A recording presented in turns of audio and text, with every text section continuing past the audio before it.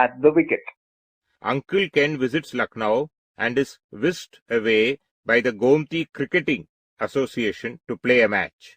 One day, Uncle Ken announced that he was going to Lucknow to stay with Aunt Emily. She has 3 children and a school to look after. Don't stay too long.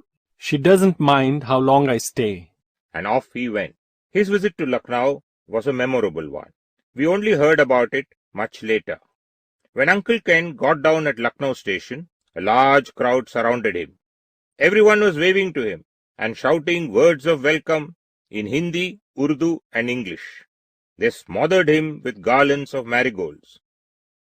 He just couldn't make out what it was all about. A young man came forward. The Gomti Cricketing Association welcomes you to the historical city of Lucknow. Then he led Uncle Ken to a car that was waiting outside the station for them. The car drove into the sports stadium. Only then did Uncle Ken realize that he was expected to play in a cricket match. This is what had happened. Bruce Hallam, the famous English cricketer, was touring India. He had agreed to play in a charity match in Lucknow, but Mr. Hallam had gone to bed with an upset stomach the previous evening in Delhi. He hadn't been able to catch the train. He sent a telegram to the organizers of the match in Lucknow, but they didn't get it.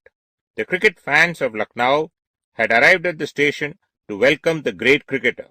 And by a strange coincidence, Uncle Ken looked a lot like Bruce Hallam. He even had a bald patch on the crown of his head, hence the confusion.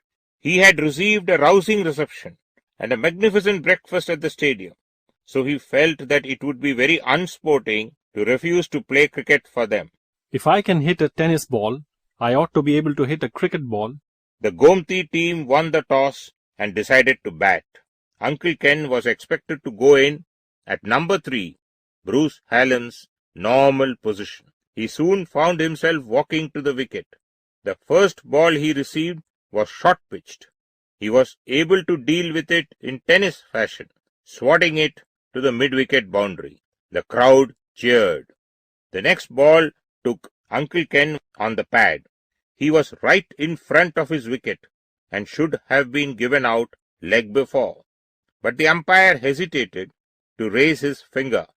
After all, hundreds of people had paid a lot of money to see Bruce Hallam play, and it would be a shame to disappoint them. Not out. The third ball took the edge of Uncle Ken's bat and sped through the slips. Lovely shot. A classic late cut. The ball reached the boundary and Uncle Ken had 4 runs to his name. Then it was over and the other batsman had to face the bowling. He took a run of the first ball and called for a second run. Uncle Ken thought 1 run was more than enough.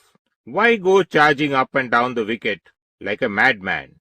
However, he couldn't refuse to run, and he was halfway down the pitch when the fielder's throw hit the wicket. Uncle Ken was run out by yards. There could be no doubt about it this time. He returned to the pavilion to the sympathetic applause of the crowd. Not his fault. The other chap shouldn't have called. There wasn't a run there. Still, it was worth coming here all the way from Kanpur, if only to see that superb let cut. Uncle Ken enjoyed a hearty tiffin. Then he slipped out of the pavilion, left the stadium, and took a tonga to Aunt Emily's house. He was just in time for the second lunch, taken at 1 o'clock, with Aunt Emily's family. Aunt Emily, a forceful woman, fed Uncle Ken for a week. She then put him to work in the small boys' dormitory of her school. It was several months before he was able to save up enough money to run away and return to Granny's place. He had the satisfaction of knowing that he had helped the great Bruce add 4 runs to his grand total. The scorebook of the Gomti Cricketing Association has recorded this feat for all time. B. Hallam run out 4.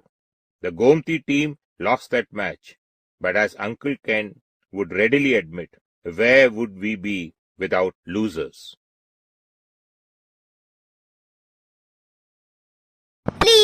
subscribe my YouTube